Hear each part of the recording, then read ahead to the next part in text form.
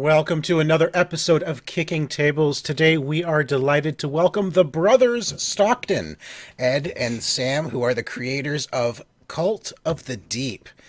And I'm excited about this game. We were hoping to review it. It just did not work out for us, obviously, because of the pandemic and all that. You know, the stupid pandemic.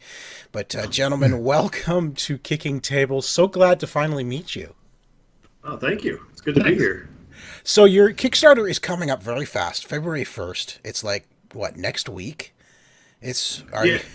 Are you feeling nervous? Are you excited, or are you feeling like we're not ready yet? February 2nd, and February yeah, 2nd, I'm sorry. a little Yes. bit of all of that, right? Yeah. Yeah. Yeah. So what is Cult of the Deep? Who wants to go first and tell us what is Cult of the Deep? All right, well, I'll go with it. Cult of the Deep, just going to give you a quick rundown. It's a hidden roll dice game for 4 to 8 players. Plays in about 45 minutes to an hour.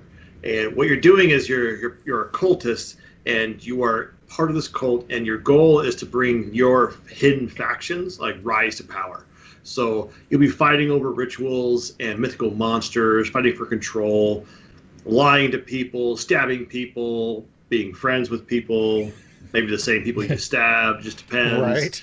And then the whole time, and you're trying to like make deals and bluff your way to eventually you get to a point where you claim victory for your faction. So that's just kind of a nutshell of what Cult of the Deep is. Now, basically, how does a round of the game work? How do you actually do that? What's it look like in a single round? So once everyone's got their hidden roles, their character, which has switching ability, and you also get like a once per game sigil power.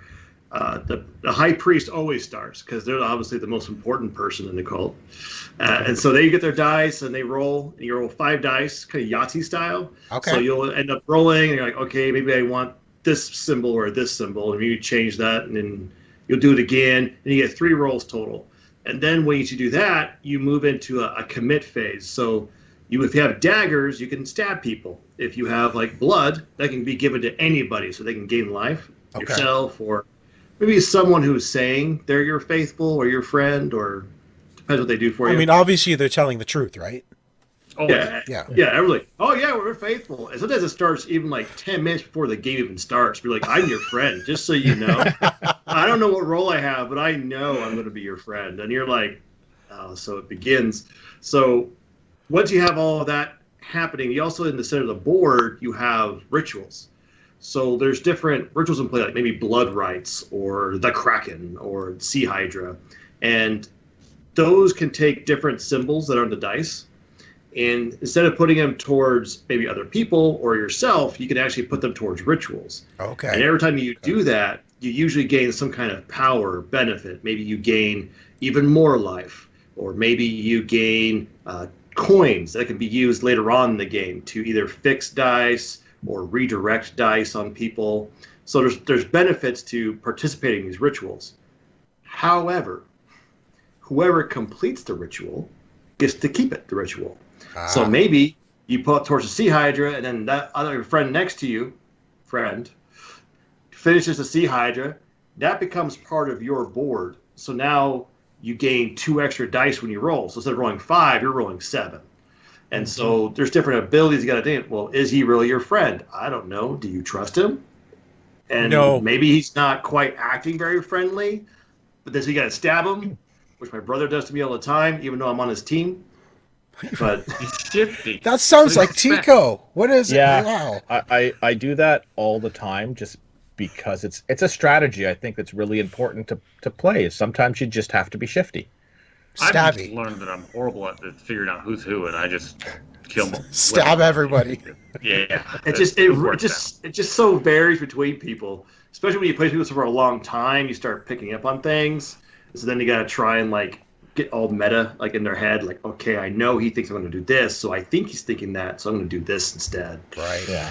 Tico's very good at picking up the subtle hints that when people are lying or hiding Yeah, things. I played a lot of poker, so people develop tells, and you sort of figure out certain things that they do, which is a fun aspect of the game. I would love to know where did the idea for this game come from, and also why Cthulhu as the theme. So I spent way too much time reading a series of horror books, or multiple series of horror books at the time. I'm not sure why. It wasn't the pandemic yet. So, Right. anyways, I started reading these horror books, and a lot of them dealt with like the hero side, like, oh, we're gonna go fight these cultists, we're gonna fight these monsters, kind of stuff. And then, of course, everyone dies or horrible things happen. Uh, but during that time, in one of these books, it kind of had these cult, and there's a little bit of like this faction rivalry that started to happen. Okay. And I realized, wouldn't it be fun to stab your friends? Like, wouldn't it be great to like just get together and like have these rivalries happen in an occult setting, and you're trying to like complete these rituals, and so you're trying to do all this different stuff, and so it felt like a really good spot to create a hidden role game. And I love dice. Ed loves dice. Who doesn't? Who doesn't? I think So- dice just, if you love dice, you're a true gamer. Well, and they create like a push your luck mechanic, but also like, what am I going to do? Do I keep this, or do I try and push it to something else? And then that's where like the dice placement aspect comes in Cult, where you're like, okay, I can use this die to stab someone, or I can try and gain power for later, or do I try and heal someone who's in trouble? What's the best move? I don't know what the best move is, and that's what you're trying to do as you're negotiating. So even when people with really bad poker faces can play Cult of the Deep, because in the end, it's about the dice. So Okay, people could okay. be like just awful, but then like, you know what, just keep quiet. My dice are going here. I'm stabbing this other guy that you hate. Am I your friend or am I not? That's good. Yeah, and then as far as theme wise, like it definitely pays homage to Cthulhu, but it's not Cthulhu. Like, you Yeah. see the tentacles and people automatically think horror, that Cthulhu. It pays homage to that genre, but it's very much not Cthulhu. There are some big monsters, there's some big things going on, but it's definitely a kind of a alternate history fantasy setting where there's magic in the world. It actually takes place out over in Greece. You'll see with some of the cards and stuff like that. Sam talks about the art. He did all the art direction. But there's characters that are from, obviously not from Greece and would not be in Greece in that time period. Okay. But there's an alternate history going on. And as far as cult is, it's just so much more interesting being in a cult than it is to not be. Okay. Sure. This is from personal experience, apparently. Maybe that's just me, but like, I don't know, like I've been in jobs where I'm like, you do the Wikipedia challenge, right? You see how many steps you get from point A to point B. Does anyone ever do that? No? Okay, well, it's a game you can play, and you end up going through Wikipedia, or you have a job where you're sitting there and just have to wait for something to happen. You have nothing to do, so something happens, and you have these Wikipedia races, right? You're like, how long does it take to get from, like, social engineering to, like, some random topic, like serial killers, right? They're not related at all, right? But you see how few steps you can get by just clicking on links. Anyways, I spent a lot of time doing stuff like that. Cults are interesting, man. You get down these holes, you're like, man, cults, serial killers, what's happening? All right, totally off subject. My bad. Keep going. That's all good. Now, it's a social deduction game, so you need a lot of players, and it's a 4 to 8 player game. Are you a bit concerned right now in the condition of the world that this is a 4 to 8 player game, and a lot of people these days are really looking for games with solo modes? Obviously, you can't play your game solo because you could stab yourself, but it would be game over. I mean, we solo if you got multiple personalities. Multiple personality games. Wow. Which But- I know a few friends who do that. They'll before they even show it to the play group, they'll actually set up all the players and they'll actually play the game through I as can't do each it. player. I'll probably do it. But that's probably not what they're looking for. Yeah, No, I mean, we- are you concerned of leaving people behind because it's a minimum of 4 players? I mean, unfortunately, that's just the nature of a product, right? Yeah. So a single board game can't be for everyone. Of course. Like as great as like I enjoy Wingspan. I think it's a good solid game. I really enjoy it. It's kind of like my zen moment when I play games. I'm just like in a groove and I'm picking birds and putting birds and laying eggs. It's like, this is kind of nice. But like in terms of a game, like it's good for certain things. But like if you bring that to a game night with 10 people, what are the other people going to play? Yeah. And so, like, that's where something like Secret Hitler comes in, or a number of other games. But then you're like, well, but there's only two of us. Like, Wingspan's good at two, but there are other options for two-player that maybe be a little more contentious. Like, I think Splendor is a really good two-player game, for example. Or even Carcassonne. Carcassonne's a really good, like, really interesting two-player game for me. So putting those things together, like, each game kind of has its own thing. We tried pushing the player count down on Cult of the Deep. We actually successfully got it to 4, which was, for us, a big win. Okay. Because it used to be 5. Okay. We actually got down to 4, and then 4 is much more manageable. It's 2 couples. So that's kind of what we're shooting for. Yeah, and I think to go along with that, it's not like we decided, oh, pandemic, let's create this social deduction game, right? Yeah. Like that, and we're not the cult of pandemics here, right? So we're not going to like try to create something to kill people. So expansion coming soon. This thing happened.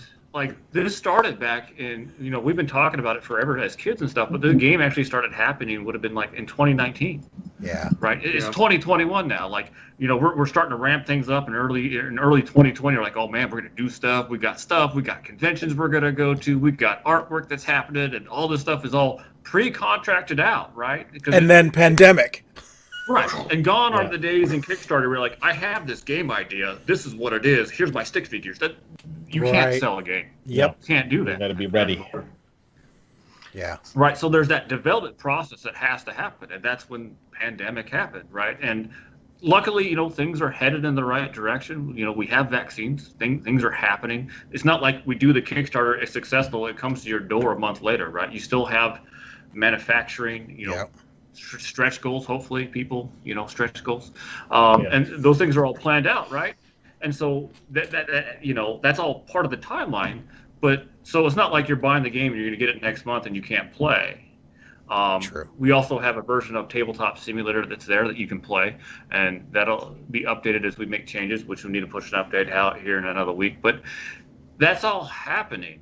But and I guess that's your answer. Like, sure. You have a certain amount of money sunk into this thing with the artwork and some of these things. Yeah. Like, I don't know about you, but I got my full-time job and I'm not, a rich person, If I was, I'd be like, here, join my Kickstarter, pay $5, I'll pay the rest. But sadly, I did not win the $1 billion lottery. So, I can't do that. Like, I would do that. It'd be awesome. But anyway. I think in general, though, I think we're going to hit it at a good time overall. Because I think things are happening to improve life. Yes. Things are happening so that we can get over the pandemic. We can get through this. And so the goal is to release by end of the year, like the very end of the year. So our goal will be like the first game you play on a pandemic, you're like, Cult we're of the going Deep. to join a cult. It's going to be great. That's right. It's going to be great. We're going to stab people. Yeah. I think the cult, and bringing out all of the demons and stuff was planned for the end of 2021 anyways. So it'll be thematic to what's happening in the world anyways, probably around that time. Yeah. Actually, we had a few fans tell us that we need to apologize for developing this game because it was during 2019. And we formed the company in 2020 and we made the official title and we created all the ritual cards in very late 2019, early 2020, and then the pandemic hits. So I'm not sure if that's correlated or not. I'm just saying. I'm sorry. It's the old joke of people who said they played poker with a tarot deck and 3 people died. We do have tarot cards. They're good size. They're good size. So tell us, how does Cult of the Deep differentiate itself from other social deduction games like Werewolf, Mafia, or even games like Bang the Dice game, which does sound very similar to what you guys have? What sort of things do you guys do that stand out?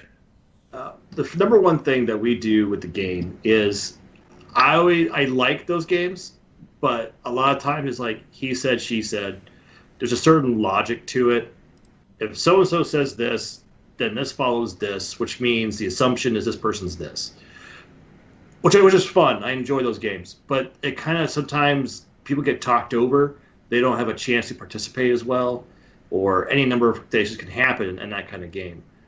Yeah. For like Bang the Dice, I enjoy it. It's quick, it's fast, but you don't have much choice, which allows you to hide better because you don't have choices sometimes, which means people can't tell what you are, which is why that works.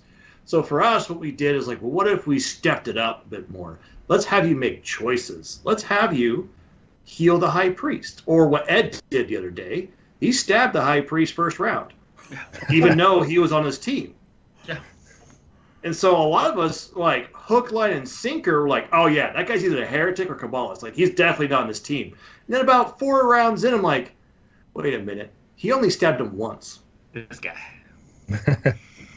Wait a second. And so the dice tell a story, and you can use them to lie or to be honest. And that's what we like about it, is that people who are necessarily not good at social deduction games, or maybe don't want to play with people with a loud alpha gamer or a loud voice or any number of things, you make your own choices. You roll your dice, and not only do you have like the mechanic choices of like, do I try and build power here? Do I stab this person? Do I heal here? Do I try and complete this ritual? Or maybe I trust the person who's next.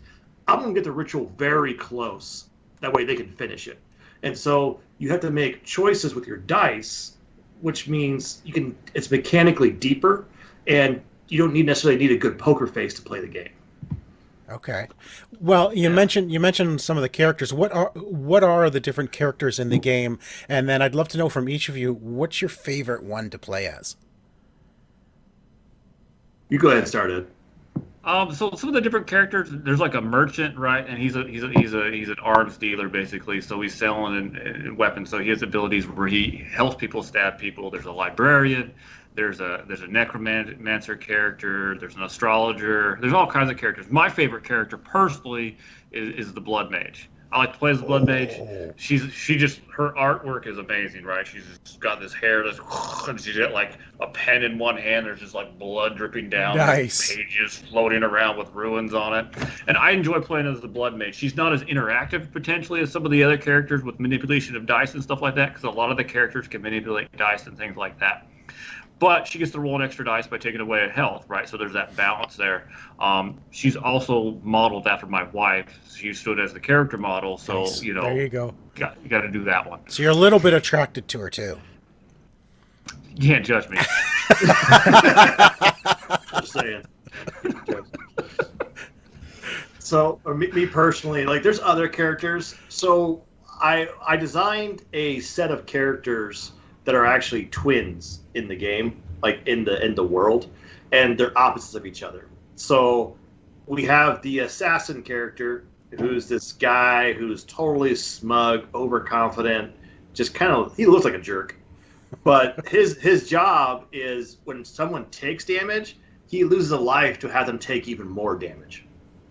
And then, so the opposite though is we have the guardian, and she's a little slighter build, but she's got like the breastplate and like the gambeson and the long sword and like she's like a full kitted out like a warrior from like the 15th, 16th century. And what we did with her is she has the opposite ability where she can lose a life to prevent 2 damage from happening to somebody. Okay, so she's a protector. Yeah. She's a protector. And so what ends up happening is those two sometimes have dueling relationships, but also like you can protect someone. You lose 1 life to prevent 2 for them. You can use that to like manipulate people. Sure. You can use that to like say, oh, I'm your friend. And then the one time this big damage comes through, you're like, actually, I'm not your friend. And so like, I was expecting you to jump in front of that. You're like, nope. And so those 2 characters together make for some interesting relationships and how things work and all kinds of stuff. So it's a lot of fun. Are any of the characters modeled after you guys? No, but we would be amiss if we did not mention Mandy Pursley. So the sorceress is actually modeled after Mandy Pursley. She's a cosplayer who's an arm amputee, so she's actually missing her arm. And so you'll see in the sorceress character card, she actually has this arm. She's missing an arm, but she has like a mechanical arm, magical arm type thing. And if you follow cosplayer, Mandy Pursley did a Cinderella, but she did it with a glass arm. Oh, nice. And so she hit the national news and stuff. But she's a super awesome lady, and we'd be amiss if we didn't mention that too. That Mandy Pursley, she allowed us to use her as a character model and things like that. All right, so guys, I'm wondering if you can tease any of your stretch goals for your campaign. Let us know any of the upcoming things that you're hoping to hit to allow us to see. Oh man, so we're currently running some stretch goals beforehand. Oh, Okay. wow. We're doing some social stretch goals. What we're doing is when we originally designed Cold to the Deep, we created it in the mind that you have veteran players who are really good at gaming and understanding rules, and sometimes you have newer players who may not understand as much. So we created two sets of characters to kind of cater to each group, but still play well together. Okay. And so if you want a more advanced game, you can use more advanced characters. If you want an easier game or easier characters for someone, you can use that. So what we're doing right now is for every 100 people on the Notify Me page before launch, we are doing an alternate version of the card. The art will be the same, but we'll have new rules for each one. Okay. So we're going to do advanced versions for all the characters and hopefully an easier but powerful version for all of the elements. So there'll be a total, hopefully, if we can get 1,000 people on Notify Me, we're going to have 18 initial characters for the game. Nice. Wow. That's That's a awesome. nice chunk to start with. Yeah. And that's before we launch. And then when we do launch, we're have a new character card with new art, which I am always excited about new art. Mhm. So I can go on forever on that. But also we're looking to do some really good upgrades, adding more rituals to the game, adding more sigil powers, which are always fun to have. And so we want to add more to the game. But at this point, we need backers' help to Sure. get to that point where we can do more. Right. Yeah, that's awesome. Now, what about after Kickstarter is done? You get funded, you distribute it out. If somebody discovers your game, then are they going to be able to purchase it online, or is this going to be a Kickstarter only project? The plan is to have everything that we do for the game, except for one item, is going to be available on online. Okay. So the goal is to get it to retailers, whoever wants them. We got a few retailers locally who are interested. We have a few retailers actually in Pennsylvania who are Nice. interested, and one in California. So we're going to try to get it out to retailers. Well, we're going to have it online. Now, it will be a little more expensive, likely, Of course. because on the Kickstarter, comes in, you're helping us back this thing. Anything you can do to help, we'll help you out. So we're going to decrease the price a little bit and try to get you into all the good stuff they can get. So the majority of the game, all the stretch goals we're doing, that's going into the game. So the final game is going to be for everybody. Right. So if we get 24 characters, that's going to be for everybody. That is the base game. Even Yeah, for rituals. That is Yeah. the base Yeah. game. that's awesome. Yeah. If So- we get upgraded components, all Right. those are going to be in the base game. That's awesome. No, that's great. And there's nothing going to be a Kickstarter exclusive. It's going to be whatever Kickstarter unlocks, you've now unlocked it in the base game. Yeah. There's only one thing. We have a set of promotional dice. It's a special run. They're the dice you find in the game. So everything you have in the game will be good. But there'll be a special set of dice that have been commissioned that we're going to have that for people who back in the first 72 hours. Okay. Or you can purchase them as an add-on afterwards. It'll be a set of 6 dice that go with the game, but they're a different color and they're a different look to them. Awesome. It's like we like Kind of a dice or special something. Kickstarter exclusive. Nice. Nice. Well, the Kickstarter starts February 2nd. How long does it run for? Is it 3 weeks, 4 weeks? I think we go to March. It's roughly 4 weeks. First Yes. campaign, we're trying to make sure we Yeah. hit all our Awesome. targets. It's a little over 4 weeks. All right, so in the month of February, everybody go check out Cult of the Deep. In fact, go check it out within the first 72 hours so you can get those dice as well. But let's get this thing funded because it sounds amazing. Gentlemen, thank you so much for joining us on Kicking Tables. It's been a pleasure talking to you, and good luck with the campaign. Thank you. Thank you. Hi, I'm Sam Stockton, creator of Cult of Deep, and I want to thank you for watching the show. And I hope you'll join us in our in our Kickstarter coming February 2nd. And we also want to ask you to support these guys at OMG Nexus. If you can please subscribe below.